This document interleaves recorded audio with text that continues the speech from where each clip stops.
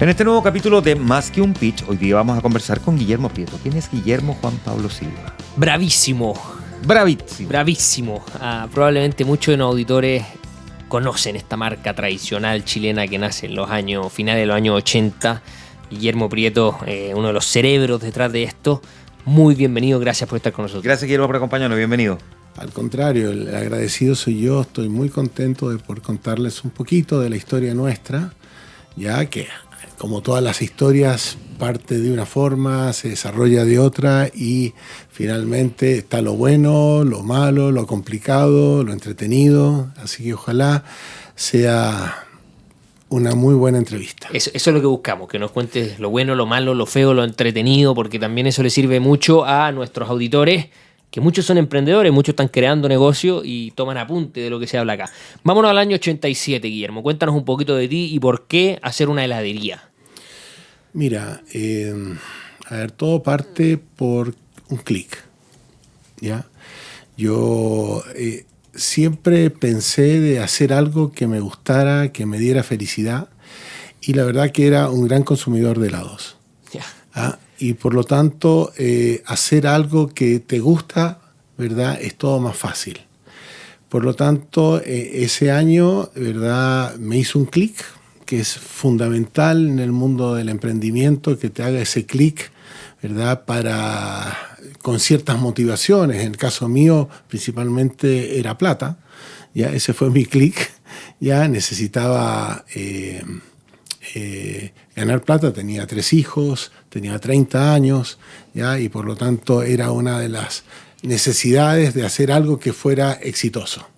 ¿Ya? Y el helado yo encontré que era un camino que me gustaba, y para eso le ofrecí a un amigo hacernos socios. ¿Ya? Y la verdad es que cuando a ti te gustan las cosas, todo sale más fácil. ¿Ya? Y eso fue el primer clic, ¿verdad? Y por eso que nos metimos en el mundo de los helados. Ok, tienes tu clic, pero una cosa es un clic y otra cosa es lograr el helado. Cuéntanos el camino hasta lograr un helado. Nosotros no sabíamos hacer nada, no teníamos ni idea de los lácteos, de nada de eso. Entonces, en ese entonces estaba una feria que se llamaba la FISA, que era la feria de Chile. Era extraordinaria. Qué entretenida era la FISA. Buenísima, ¿verdad?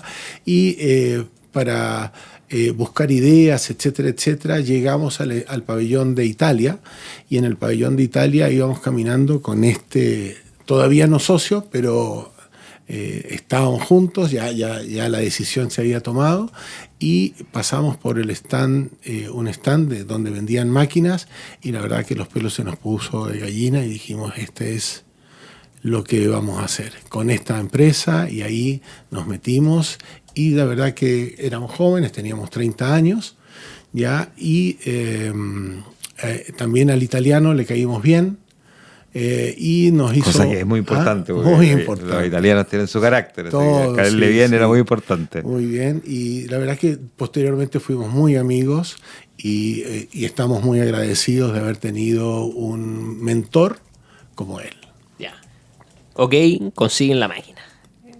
¿Por qué dicen, ya, bravísimo, vámonos con tu amigo, con Julio César, ¿no? Sí, ¿se llamaba tu socio? Julio, con Julio le dice, ya, vámonos, Olin, renunciamos a nuestros trabajos y creamos bravísimo. No, Julio era una persona creativa, entretenida, muy... Era un personaje, Julio, y por lo tanto con él pensamos en cientos de nombres, en realidad, ¿ya?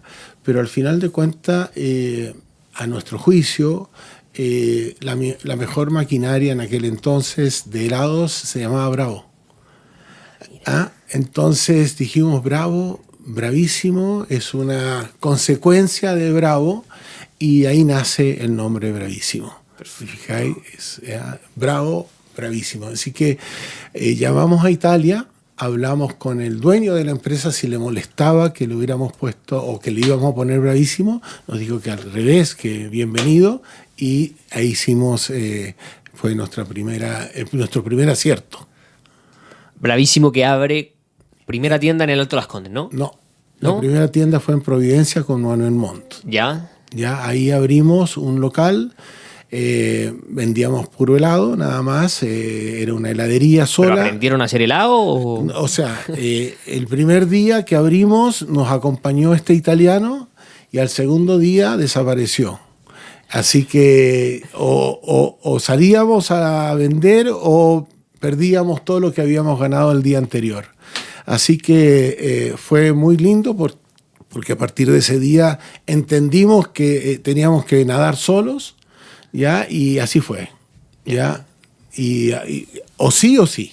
Y usted atendían, usted hacían helado, usted hacían todo. Todo, con mucha simpatía, había mucho, mira, queríamos triunfar, esa es la verdad, no teníamos espacio para el fracaso.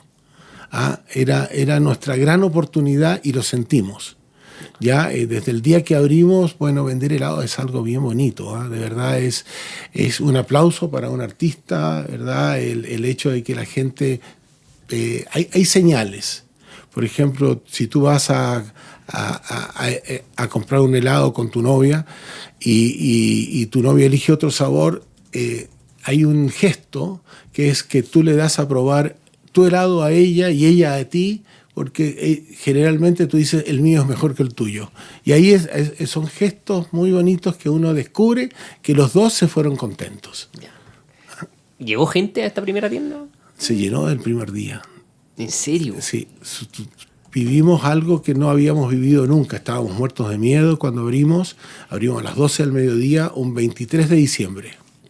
Ya. Justo, muy buena fecha porque había mucha gente en la calle. Claro, mucha gente en la calle. Así que fue un golazo.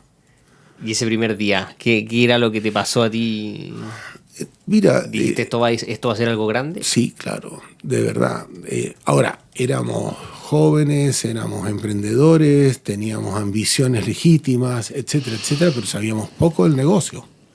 Ya teníamos algunos fracasos en el cuerpo, ¿te fijáis? Así que cuando vemos este mar humano y esta posibilidad de irnos bien, nos cambió la vida, nos pusimos responsables, nos obligamos a hacer cosas, a abrir a la misma hora todos los días. Había una disciplina que había que cambiar porque ya sentíamos que era el camino del éxito.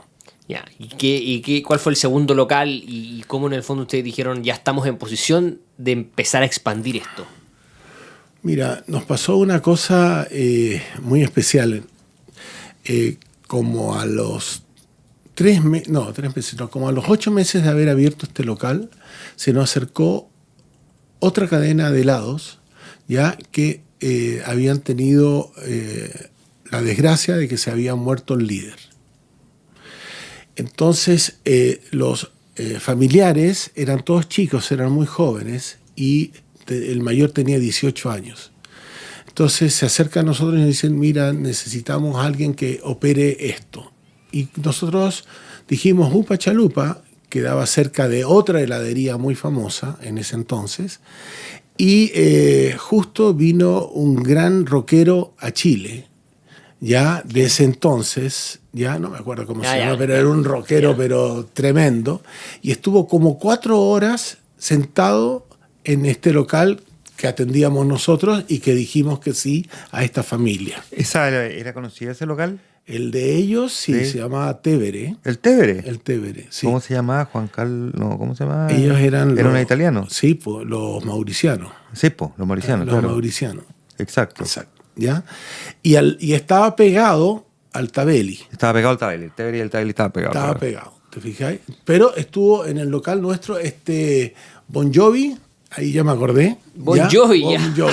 No sé, cualquier. Que mira, a tu local no, tú estás mirando Bon Jovi. Estuvo 3 horas con nosotros. Entonces, al día siguiente, el Mercurio dice: estuvimos con Bon Jovi 3 horas en el Tabelli. Y no era el Tabelli, éramos nosotros. Entonces dijimos, no somos nadie. En realidad. Y ahí tomamos la decisión de entregar de nuevo el local y partir bien, hacer una marca, algo que realmente nos empezara a darnos esto. Pero, mira, yo tuve la suerte de ser el hijo de un cantante chileno que le fue muy bien, que se llama Antonio Prieto. Ustedes a lo mejor no lo conocen porque La son de novia, otra- ya, la novia, hombre. sí. La novia, blanca y radiante va la novia. Entonces, mi viejo, Igual te parece harto tu papá. ¿sí? Sí, Qué bueno, sí, harto. qué bueno, me alegro.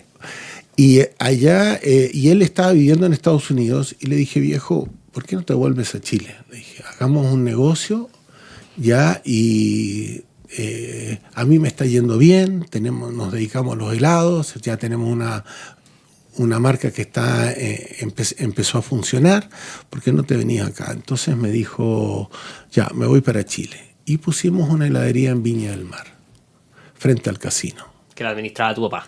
que era el socio nuestro, ¿te Ya. fijáis? En ese momento. Y la verdad es que ahí hubo un antes y un después, ¿Por qué? porque él era el famoso.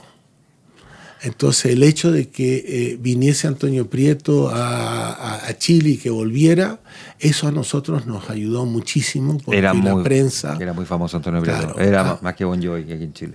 Sí, era más que Bon Jovi. Muchas gracias. Sí. Así que ese fue como el gran impulso del nombre. Y gracias a mi viejo, soy súper sincero, independiente de todo lo que habíamos hecho antes, pero gracias a él se consolidó la marca. Ya. Y ahí siguieron expandiendo, aprendiendo. Sí, ahí empezamos a crecer, ¿verdad? Nuestro gran tema fue que en el Alto Las Condes en algún momento nos invitó, existía solamente el Alto Las Condes, nada más para Cencosud en ese momento. Así que pusimos un local en el Alto Las Condes, que fue un éxito, y también eso fue el comienzo de nuestra participación en los malls. Ya entrando en uno, ya se dio la cosa para empezar a andar. Ustedes no sabían de helados, nada. No sabían de locaciones tampoco, que es súper importante para negocios como este. Fueron aprendiendo, me imagino, a punta de porrazo, porque llegaron a tener 70 locales, ustedes, ¿no? Sí, llegamos a ser 70 y al final llegamos a tener 52. Abiertos al mismo tiempo. Al mismo tiempo, Ya. sí. ¿Cómo fuiste aprendiendo y cuál era tu rol en Bravísimo? Mira, yo fui gerente general desde el comienzo, digamos. O sea, igual siempre con mucha humildad, ¿verdad? Porque esto de abrir un local y después un segundo, un tercero, es como un crecimiento bien orgánico y por lo tanto uno no se da cuenta hasta que de repente yo me acuerdo que nos faltaba personal en un local y no teníamos un gerente de recursos humanos, nada, y le digo yo, ¿cuánta gente tenemos? 500. Y no teníamos nada, así es este tema del desarrollo. Y ahí empezamos a pensar que teníamos que profesionalizarlo. ¿Eso fue qué año? De haber sido más o menos como el año 97, 98, más o menos de nuestra historia, que ya habían pasado 12 años después, ¿te fijáis? Pero sí, fue de repente abríamos 2, 3, 4 locales hasta en un año. Un año abrimos 7 locales. Así de duro es de repente el éxito. ¿Y cómo elegían los locales? Generalmente los malls había como una batalla entre ellos de localizaciones, ¿ya? Y todos querían expandirse rápidamente y bueno, de repente pasaba que estabas en la Florida, se abrían 2 malls simultáneos y había que abrir locales en el mismo lugar. De repente peleaban zonas como Los Ángeles, Viña del Mar, y había que abrir, digamos, con ellos, porque era parte de la exigencia y de la obligación que teníamos de acompañar a todos los malls a abrir locales, ¿te fijáis? Ya, o sea, en el fondo, porque el primero que abrieron Providencia, en Manuel Montt, no eran un mall. No. Ahí empezó como el tema, tenemos que estar en los malls lo llamaban a ustedes. Así es, Ya. así es. Y entre un mall y una tienda fuera de un mall, ¿cuáles eran las diferencias? Porque yo le he escuchado a gente que tiene locales de ese estilo como una visión media romántica de nosotros no queremos estar en un mall. ¿Cuál es tu visión al respecto de eso? Es entretenido porque yo diría que los locales que siempre nos fue bien fueron los de calle. ¿Ya? Pero el mall te daba vigencia, el mall te hacía una marca actualizada, ¿te fijáis? Y por lo tanto, y te aseguraba un flujo de gente impresionante, ¿te fijáis? Y yo me acuerdo que cuando fue el terremoto en el año 2010, ya, nosotros teníamos 2 locales en Concepción, ¿ya? Y el mall, en el terremoto, se cayó, se destruyó mucha parte del mall y dentro de eso estábamos nuestros 2 locales, quedaron en la calle completamente. Por otro lado, Talcahuano quedó hecho pedazos, ¿ya? Sí, pues estaba más afectado por el tsunami. Por todo el tsunami, ¿ya? Por lo tanto, toda la gente que vivía en Talcahuano se volcó a Concepción. Y de un día para otro nosotros tuvimos que levantar el local que estaba destruido completamente, nos demoramos alrededor de 20 días en levantarlo, ¿ya? Y se convirtió en el mejor local de la cadena, Concepción. Sí, sí. Una situación súper complicada te devuelve, ¿verdad? Una mano. La famosa refrán de que Dios escribe derecho por caminos torcidos. ¿Ah, sí? Claro. Qué maravilla. Qué buen refrán. Sí, porque en el fondo tú no lo ves venir. Sí, pero es, o sea, imposible más gráfico en este caso. Porque claro, tú lo ves todo negro y de repente no te diste cuenta que efectivamente te estaba apuntando a algo mucho mejor. Sí, yo tengo otra historia paralela a eso que también retrata un poco lo que tú dices, Juan Manuel, que una persona conocida tenía, no sé si te acuerdas tú antiguamente, en los Easy habían estas empresas que arrendaban maquinaria para las casas. Sí, claro. Todavía hay. Todavía hay. Pero en ese momento era de terceras personas, ¿ya? Y de un día para otro al operador de estos lugares le dicen, se acabó. Easy va a generar su propio negocio. Y él me contaba a mí que de la noche a la mañana se vio en la casa, en unas bodegas, qué sé yo, lleno de maquinaria y cosas que hacía con ellas. Y justo ocurrió el terremoto. Y de un día para otro se transformó una situación que estaba al borde del abismo en algo sensacional para él y se salvó. ¿Te fijáis? Entonces es así, hay situaciones que te cambian la vida. ¿Te fijáis? ¿Ah? ¿Usted en ese momento, el 2010, eran la cadena más grande de Chile? Sí, sí. ¿Y cómo era para ti administrar un negocio que tenía 52 locales, que 500 personas, y no era una experiencia previa tuya, sino que todo lo fuiste aprendiendo? ¿Cómo manejabas tu día a día? Sí, la verdad es que uno se va acostumbrando a la presión. ¿Te fijáis?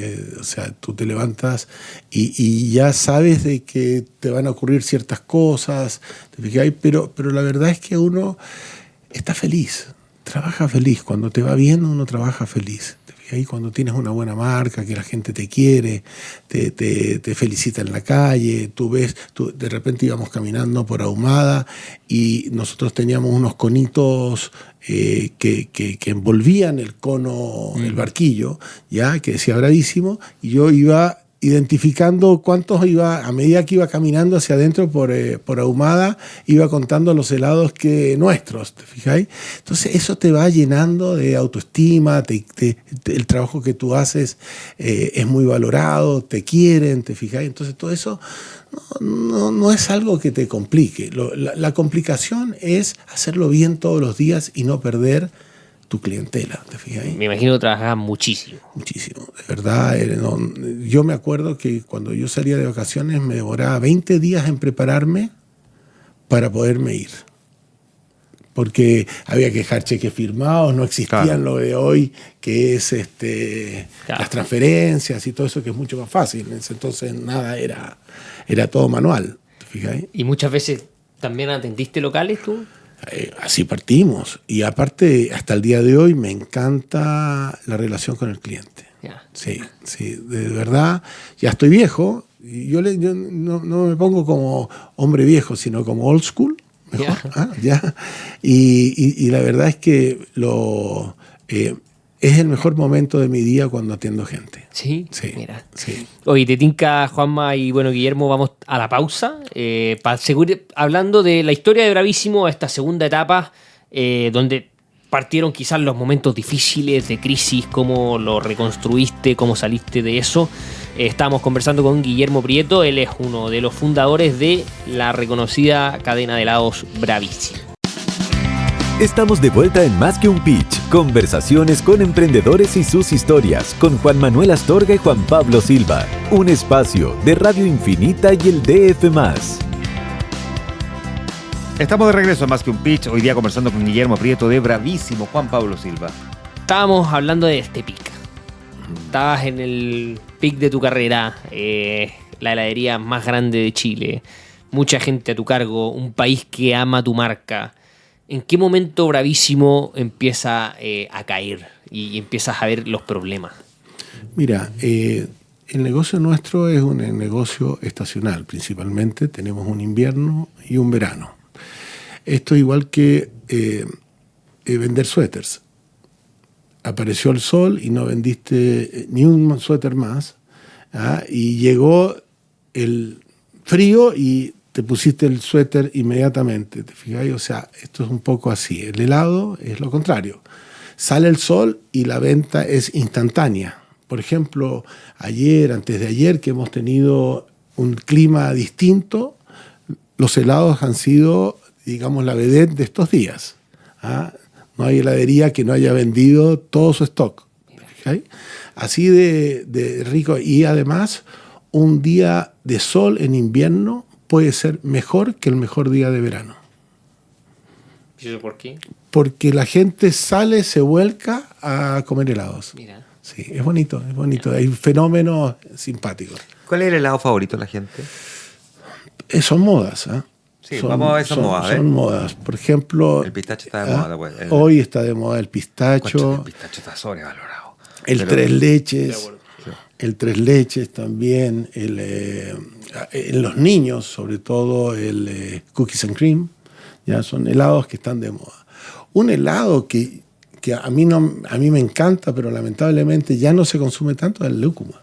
Y antiguamente el helado de lúcuma era el helado que más se pues consumía en Chile. Lúcuma fue... Sí, Roberto tremendo. Grito y Plata, pues. Claro. Nosotros cuando éramos... Todo, pero es que hubo una época en que la lúcuma estaba de moda, pero hasta todo le hacía torta lúcuma, o sea, Es con pistacho. no, era así como viste con arroz y lúcuma. O sea, todos le ponían lúcuma. Bueno, Sí. Tuvimos una experiencia muy linda. En el pasado había una revista acá en Chile que se llamaba Paula, ¿ya? Que era súper famosa y qué sé yo. Y había una niña, ya, que madre, ya, que se había separado del marido y la custodia de la hija se la dieron al padre. Por lo tanto, la madre secuestra al hijo, a la hija, y se van.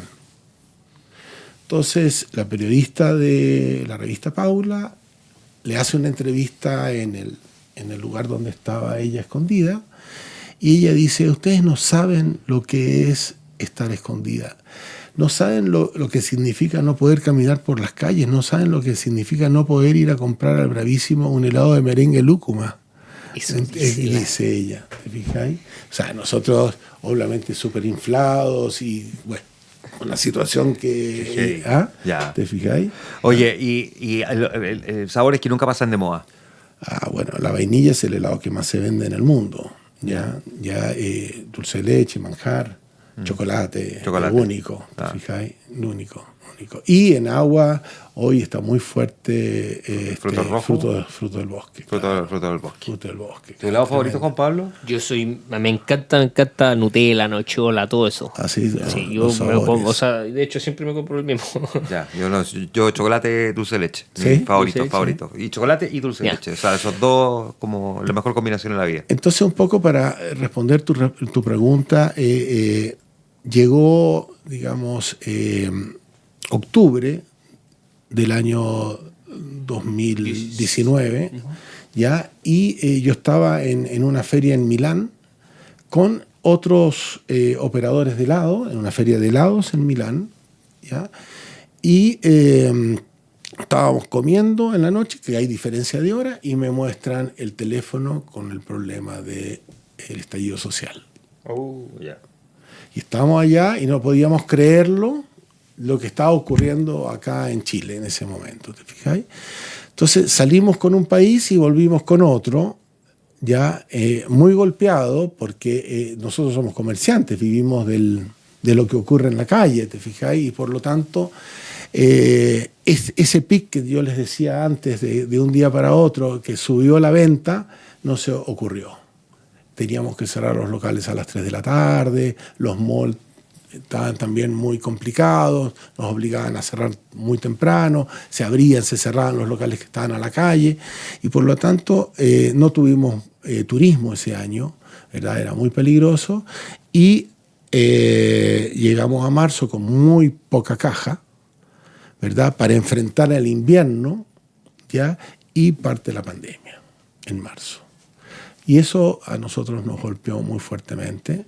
En ese momento teníamos los 52 locales que teníamos abiertos, ¿ya? Y no teníamos forma de enfrentar esto. Teníamos 1.500 personas trabajando, ¿ya? Y la verdad es que no había forma de enfrentar si no teníamos la caja para el invierno. Entonces, este tema del emprendimiento y lo que nos pasó a nosotros no se debe solamente al estallido social o las consecuencias de la pandemia, sino también a decisiones que antes no supe tomar. ¿Te fijáis? Yo que estaba a cargo del negocio. Por ejemplo, no supe decir que no a varias aperturas que debería haber dicho que no, porque no todos los malls son buenos, no todas las locaciones son buenas, hay algunas que se demoran 3, 4 años en consolidarse, y por lo tanto no. El otro, o sea, hay que saber decir que no, también, así como decir sí, hay que saber decir que no. La segunda causa fue de que de repente fui testarudo. A pesar de tener a mis hijos, a gente muy cercana que me decían no hagas esto, igual uno que está acostumbrado a ser asertivo, ya no los escuché. Y creo que debería de haberlos escuchado. Un poco de la autocrítica que uno se hace después del golpe, ¿te fijáis? Y en tercer lugar, obviamente, la pandemia y el estallido social fue muy importante. ¿Y ahí ¿Sí? qué pasó? Porque ustedes cerraron todos los locales, ¿no? Cerramos, sí, todos los locales, efectivamente. De un día para otro. De un día para otro. Fue muy duro y yo lamento enormemente. Además, siempre pido disculpas a la gente que le fallé, ¿te fijáis? Porque nosotros siempre fuimos gente bien exitosa, bien cercanas, teníamos relaciones con todos los proveedores, con todo el mundo, y de un día para otro tener que cerrar, a nadie le gusta. ¿Cuántos helados vendían al día o al mes en ese pic previo a todo este problema? Yo te puedo decir lo que vendíamos al año. ¿Cuánto? Más bonito. La población de Chile. Al año vendían eso. 17 millones en ese entonces de helados. Sí, wow. Así de importante. No, la verdad es que, mira, fíjate que con Julio, con mi socio que lamentablemente ya murió, ya con Julio nosotros estamos tan agradecidos de la suerte que nos dio la vida, de pegarle el palo al gato, de sentirse exitoso, porque además o sea, te tratan mejor, te miran de otra forma, te fijáis, así es la sociedad, la ¿verdad? Pero uno sigue siendo el mismo, humilde, sencillo, te fijáis, y estamos tan agradecidos que hicimos un local que se llamaba Thank You. Una marca solamente en agradecimiento y lo hicimos en el Alto de las Condes, un local bien bonito, ya en donde todo era gratitud. Tú entrabas y te decían muchas gracias por venir, ¿me entiendes? Todo tenía que ser. ¿Esto era post la crisis o antes, previo? Previo a la crisis, ya. Previo a la crisis, ya. Mira. Sí. Y tú en esta crisis que decías que, bueno, no escuchaste a la gente, que fuiste testarudo, cerraron todos los locales, me imagino que tuvieron que despedir a las Sí, 1.500 personas. Sí, quebramos. O sea, Ya, tuvimos- eso. sí. Quiero hablar del momento de la quiebra. Como cuando tú dices, tenemos que quebrar, si no esto no, Sí, nos va a mira, arrastrar a todos. es súper duro. De verdad que es súper duro porque es algo que no estás preparado. ¿Fijáis? Te quedas solo. Ya, yo decía, hasta mi sombra me abandonó, ¿te fijáis? Porque quedáis solo. No tienes, te dejan solo además. Amigos, aparte de los problemas familiares. ¿Te fijáis? Hay un montón de cosas que no estás preparado para entenderlo. Yo siempre comparaba con una separación o un divorcio, te fijáis que al final muchos amigos te dejan que eran del matrimonio anterior y terminas haciendo nuevos amigos. Bueno, eso es un poco lo que me ha pasado hoy en día en la vida, te fijáis. Hemos tenido que vivir de otra forma a la que teníamos antes, te fijáis. Pero ha sido especial y uno de verdad que saca... Nosotros, yo siempre digo que somos guerreros, toda la vida. Estamos en la lucha, en el día a día, te fijáis, no hay que rendirse, hay que seguir adelante, hay que reinventarse, siempre hay algo, te fijáis. Y así nos hemos repuesto, pero buscando un poco respuestas y buscar el lado positivo de las cosas, yo puedo decir, y también sirve para responderte la pregunta anterior, yo soy más feliz ahora que antes. ¿En serio? Sí. ¿Y en qué basas esa... O sea, ¿Esa ¿cuál es la...? felicidad? No. ¿Por qué crees que eres más feliz ahora que antes? Porque estoy con mis nietos, tengo tiempo para mis hijos, tengo tiempo para mi mujer, tengo tiempo para la familia, tengo tiempo para mí, cosa que antes no lo tenía. ¿Te fijáis? Entonces, ahora, siempre buscándole el lado positivo a las cosas, José Manuel, ¿me entiendes? Si no es que a lo mejor si siguiera con la cadena estaría también súper feliz de la vida, pero buscándole respuestas a las cosas, yo te diría que soy feliz hoy en día. Y hoy en día conversábamos, Bravísimo sigue existiendo. Sí, O sea, sigue hoy día existiendo. venden helados La marca en sigue el retail. existiendo. La marca sigue existiendo. ¿Tú sigues en el día a día operando el negocio? Hay Cuéntanos otra en qué está hoy empresa que está manejando el retail. día. Una tercera empresa que están vendiendo helados en supermercados, que lo hacen bien. Es un mercado distinto, difícil, ¿ya? Y bueno, la idea siempre es volver a... Sí, tú quieres volver a abrir locales. Por supuesto que sí, por supuesto que sí. ¿Cómo crees que el chileno ve la marca Bravísimo? A ver, justo antes de que ocurriera todo esto, hicimos un estudio de mercado, ¿ya? Y nos golpeó el estudio de mercado. ¿Por qué? ¿Ya? Porque una de las cosas que dijeron es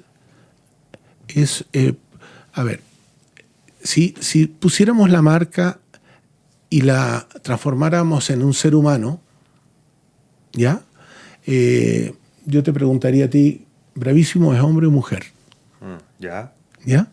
¿Qué edad tiene? ¿Te fijáis? Entonces, ¿qué auto tiene? ¿Qué estudios tiene? Entonces, eso te da una personalidad en la marca, ¿te fijáis? Y en el estudio de mercado dijeron, un viejo que se cree joven.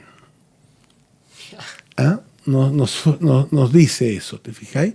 Y golpea, ¿te fijáis? Porque uno trabaja para no tener esa imagen, sino, pero como teníamos ya más de 35 años de vida, ¿te fijáis? Entonces, bueno, el cuento es que yo creo que nos quieren.